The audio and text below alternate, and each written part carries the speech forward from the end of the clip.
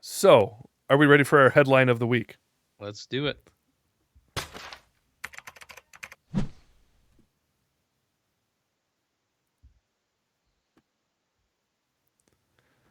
Alrighty, so we're going to be covering this story. Now, it's not exclusive to the Daily Wire, but we're going to read the article from them covering it.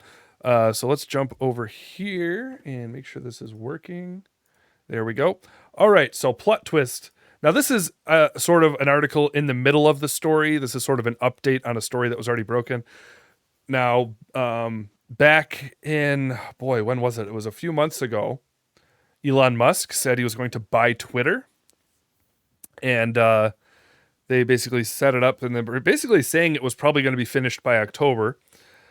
But then he started talking about the uh, bots on the hmm platform and how he thought there were probably a lot more than Twitter was uh, letting on. They said five Yeah, I percent. think Twitter said it was 5%, and he was saying it could possibly be upwards of 33%. Yeah, yeah. I guess a whistleblower came out apparently who supposedly was saying, yeah, there's probably a lot. Maybe that's where the 33% came from. Um, Eric, Caleb, run. The nerds are coming. Oh, wait, they're already here. Hello, Dragon Fist. Welcome in the chat there. Good to see you. Yeah, and so eventually it got to a point where Elon Musk said he wanted to pull out, which brought it to court because he signed the thing Mm. and all that. And then as we got into this month, he suddenly said, "Nope, I want to buy." And he went for the original price. Everyone assumed he was trying to bring the price down and was playing hardball. But then he went back to saying, "Nope, I'll pay what I originally said." Hmm. Um, and Twitter initially was like, sounded like they were saying, "Okay." And that's where at that point I said, "Okay, let's talk about this story because this is interesting in terms of free speech and social media, and that relates to Christianity for sure." But even since like yesterday, the day before, it's gotten even more complicated again, and that's sort of where this update comes in from the Daily Wire. Plot twist: Elon Musk indicates Twitter appears to have changed course amid feud over buying company.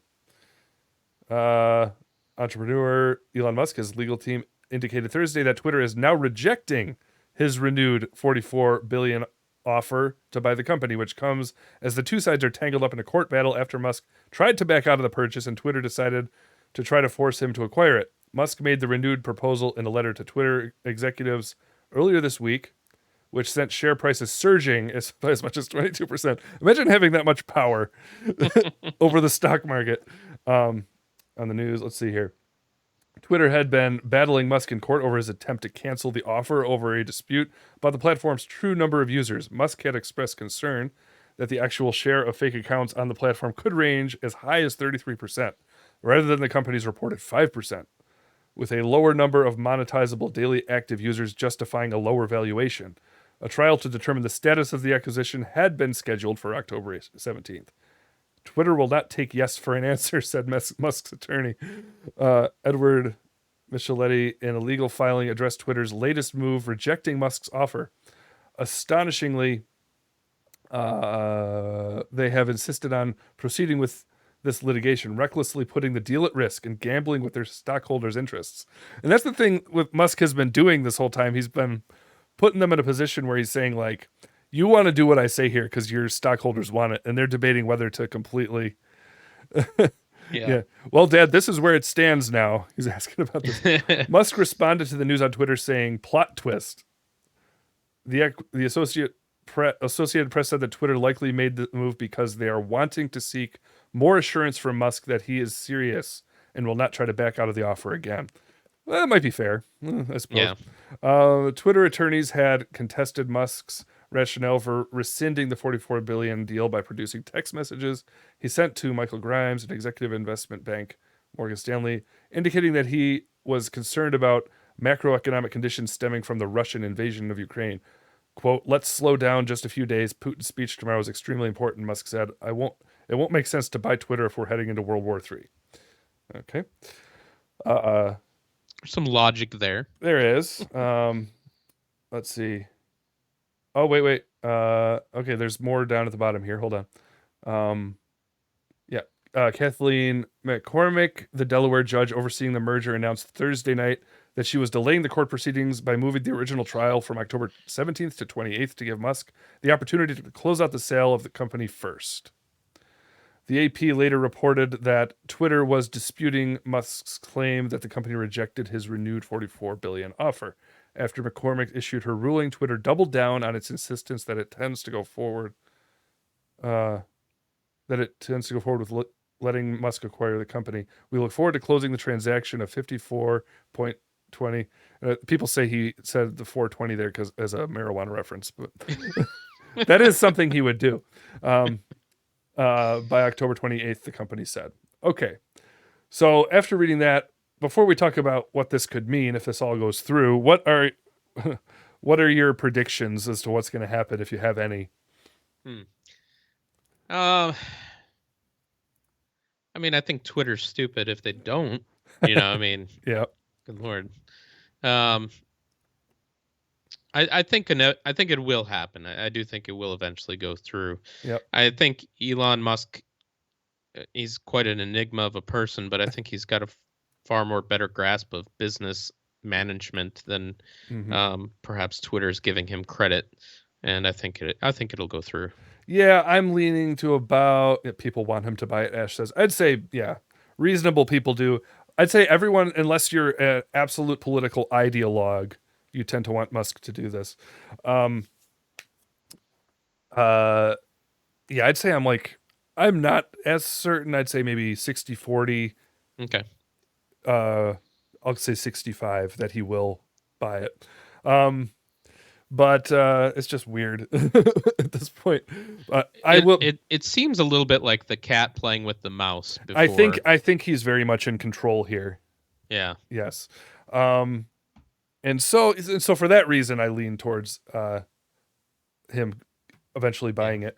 But all that being said, I want it to happen. Do you want it to happen?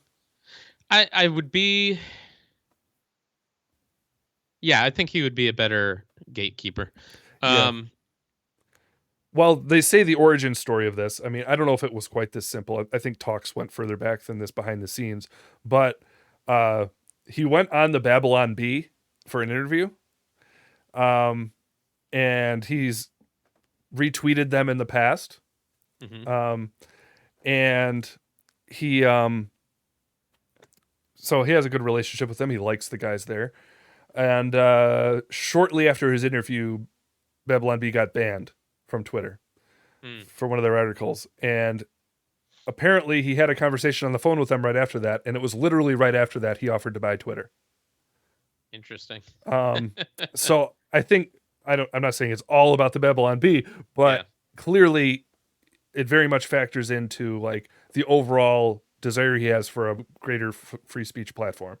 Yeah. And if his trend continues of everything he touches turning to gold, that if Twitter actually exploded because of being a freer, better, more healthy, robust platform with that more original American free speech value to it, if that caused success for Twitter on an extreme scale, I think it would cause other platforms to be forced to recognize it's the better way to go. Interesting. And so, yes, overall, I want it to happen. I want to see what he does if he's able to follow through, because there is an issue with social media in terms. Someone did explain this to me once, not to me directly. I listened to a podcast where Dan Crenshaw was talking about censorship on social media platforms. He was talking to a libertarian about it, and he said there are issues of what you want the atmosphere of your platform to be and whether you can achieve that with free speech being allowed as well. And he said, like, basically with Twitter, if you actually are in principle saying free speech all the time, no matter what, like, it could easily become a porn site very quickly. Yeah. Which I guess for a while stuff like that was going on, and they had to really curate their front page to make it more family friendly and all that. And so there's like a baseline level of censorship if you want it to be a family, or at least more than just an explicit website. There's a certain level of curation that goes on. And so there's that aspect of it where we can kind of agree about not wanting to go there for vulgarity and obscenity and pornography and whatever. Um, and so but then once you have that principle, that limiting kind of issue in mind, where does that stop? Because that's kind of, that excuse can be used so much for censorship. It's Yeah. like, oh, well, you don't want to see hate speech, do you? And then, of course, you label everything your political opponent says as hate speech. Right. And that's what everyone's worried about.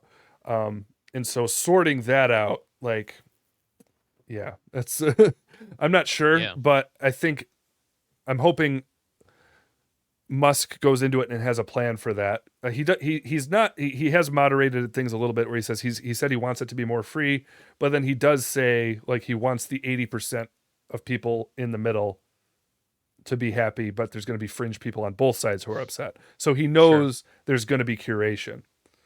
Yeah. Um, there's going to be some level of censorship, which like you don't want to see people getting beheaded by ISIS on the front Yeah. page or Yeah. whatever. Um, yeah, and so I think he'll do a better job than what's going on now. So better is better is good, but Yeah. Yeah. but whether it's going to be a wonderful balanced thing, we'll see. But that's my thoughts, Yeah. anyways. They're kind of scattered, but